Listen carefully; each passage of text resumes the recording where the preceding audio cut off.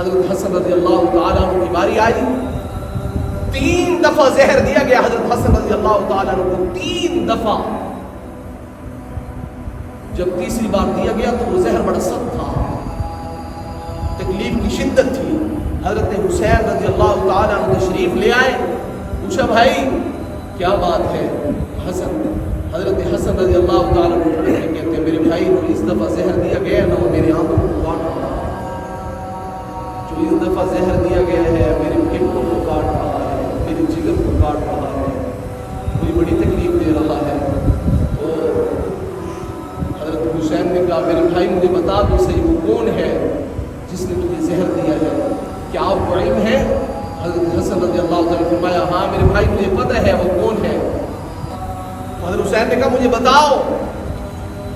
بتاؤ کہ وہ کون ہے تاکہ میں آپ کا بدلہ لے سکوں، میں اس کو بتا سکوں کہ ان کے وارث بھی زندہ ہے، ان کے ورثاء بھی زندہ ہے، ان سے محبت کرنے والے ابھی زندہ ہے۔ حضرت حسن رضی اللہ تعالیٰ نے فرمایا میرے بھائی یہ تو شک کی بنا پہ بتا رہا ہوں، اگر تو وہی ہے جس کے بارے میں میں سوچ رہا ہوں، اگر تو وہی ہے جس کے بارے میں میرا گمان ہے تو میں اپنا معاملہ اللہ کے سپرد کرتا ہوں، میں اپنا معاملہ اللہ کے سپرد کرتا ہوں۔ اگر وہ نہ ہوا میں تمہیں اجازت دے بھی دوں تو ایک ناحق کیوں ہم قتل کریں؟ جنہوں نے اتنا کچھ ہونے کے باوجود اپنے معاملے کن کے سپرد کیے؟ اللہ کے سپرد کیے۔